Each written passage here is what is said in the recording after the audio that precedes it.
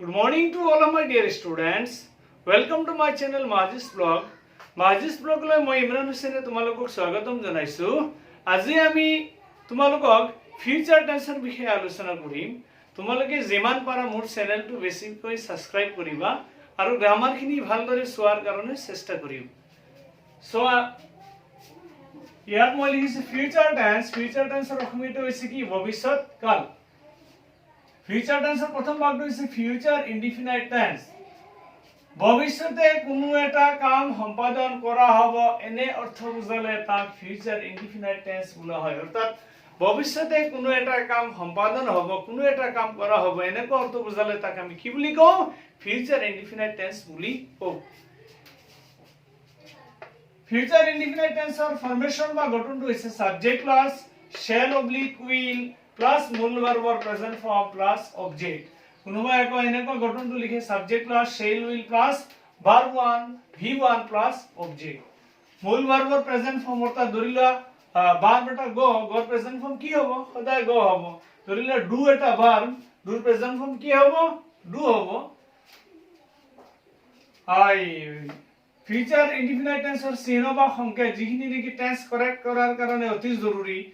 টুমৰো, shortly, next day, next week, next month, next year, next Sunday, next to ka gg ahibo dot mane tomorrow, shortly, next day, next week, next month, next year, next Sunday, next to ka dot g ahibo hikhini kon tense hobo?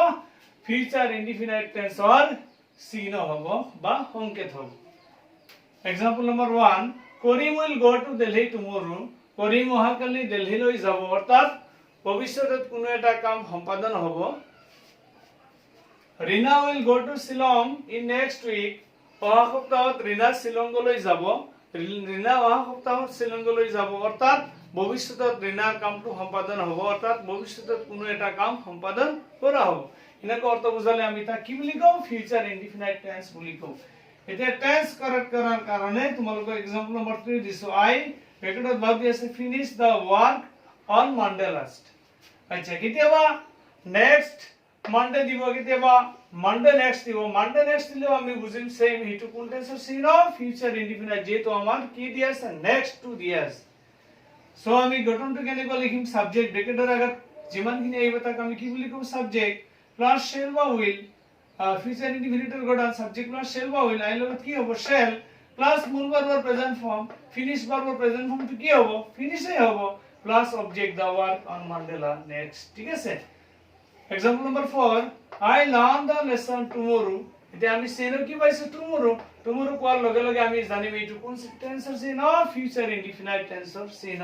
আৰু correct tense কৰাৰ ক্ষেত্ৰত আমি সেই টেন্সৰ গঠনটো লিখি দিলে টেন্সটো correct হৈ যাব। এতিয়া ব্ৰেকেটৰ আগত কাৰেক্ট টেন্স কৰাৰ সময়ত ব্ৰেকেটৰ আগত যিখিনি আহে তাক আমি কি বুলি কওঁ? সাবজেক্ট বুলি কওঁ। ঠিক আছে। এতিয়া ইয়াত আই সাবজেক্ট, ফিউচাৰ ইনডিফিনাইট টেন্সৰ গঠন সাবজেক্ট প্লাস shall বা will। আই লগত shall হ'ব প্লাস মূল ভাৰ্বৰ present form learn, learn present form learn plus object. So student, তোমালোকক মই ফিউচাৰ টেন্সৰ প্ৰথম ভাগটো বুজাই দিছো আৰু তোমালোকক অলৰেডি টেন্সৰ প্ৰায় 8টা ভাগ মই বুজাই দিলো। আৰু ফিউচাৰ টেন্সত ভৱিষ্যৎ কালৰ তোমালোকৰ এটা টেন্সে জৰুৰী, সেইটো হৈছে তোমাৰ ফিউচাৰ ইনডিফিনাইট টেন্স। বাকিখিনি তোমালোকৰ কাৰণে ইমান জৰুৰী নহয়।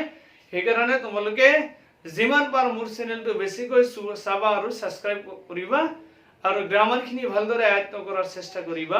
আজিলৈ তোমালোকক ইমানখিনিয়ে মই আলোচনা কৰিছো। ধন্যবাদ।